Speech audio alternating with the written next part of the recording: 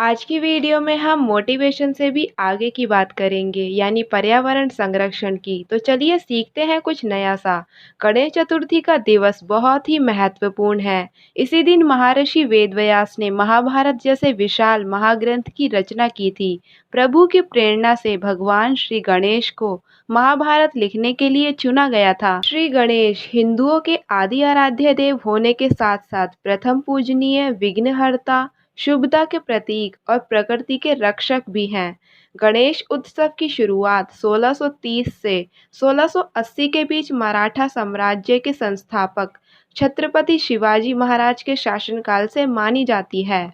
पहली बार सार्वजनिक गणेश उत्सव की शुरुआत 1893 में लोकमान्य बाल गंगाधर तिलक ने की थी। तब से गणेश उत्सव पारिवारिक के साथ सामुदायिक भागीदारी का भी उत्सव हो गया।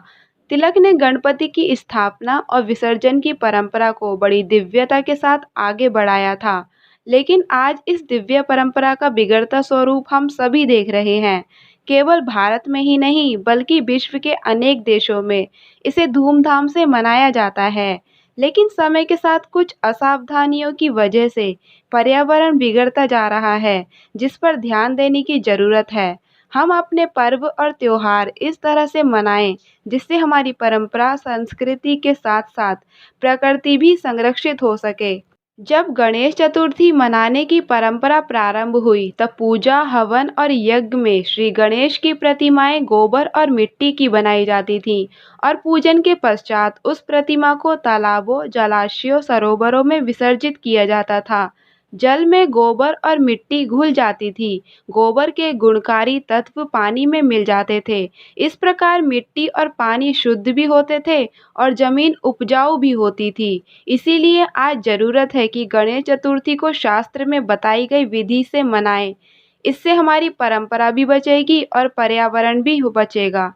लेकिन दुख की बात है कि आज प्लास्टिक ऑफ पेरिस, थर्माकोल या अन्य सिंथेटिक उत्पादों से बनी श्री गणेश की प्रतिमाओं से बाजार भरा हुआ है और ये प्रतिमाएं हमारे शास्त्रीय विधान के अनुसार नहीं हैं।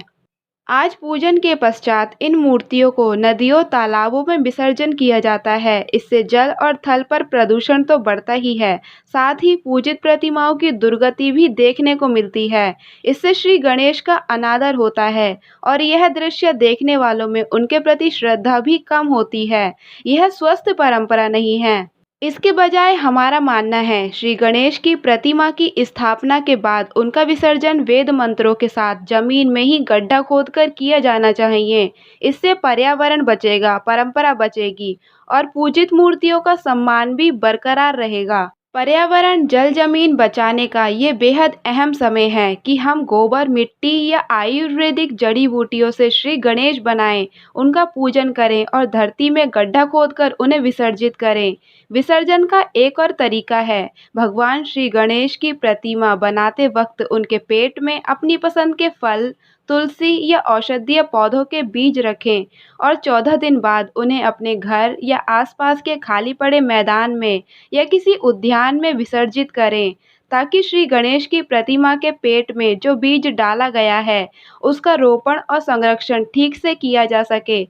कुछ वर्ष बाद यह पौधा फल, ऑक्सीजन, जड़ी बूटियां तो देगा ही, साथ में यह पौधा श्री गणेश के आशीर्वाद और कृपा दृष्टि का प्रतीक भी होगा। आज ऐसे ही नए नए तरीकों से हमें अपने सभी पर्वों और त्योहारों को मनाए जाने की जरूरत है।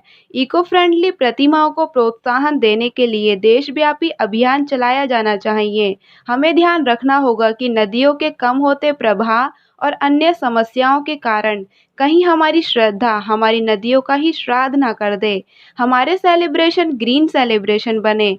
हम यूज़ एंड थ्रो के कल्चर से बचें, बल्कि यूज़ एंड ग्रो कल्चर की ओर बढ़ें। इससे शुभ भी होगा और लाभ भी। कुल मिलाकर हमें अपनी परंपराओं को पर्यावरण की रक्षा करते हुए ही आगे बढ़ाना होगा। तभी गणेश उत्सव जैसे अन्य पर्व भी सार्थक, सफल और प्रेरक होंगे। आइए हम सभी संकल्प लें कि हम अपने पर्वों और त्योहारों को इको फ्रेंडली तरीके से मनाएंगे, ताकि हमारा पर्यावरण, परंपरा, प्रकृति और आने वाली पीढ़ियां भी बची रहें।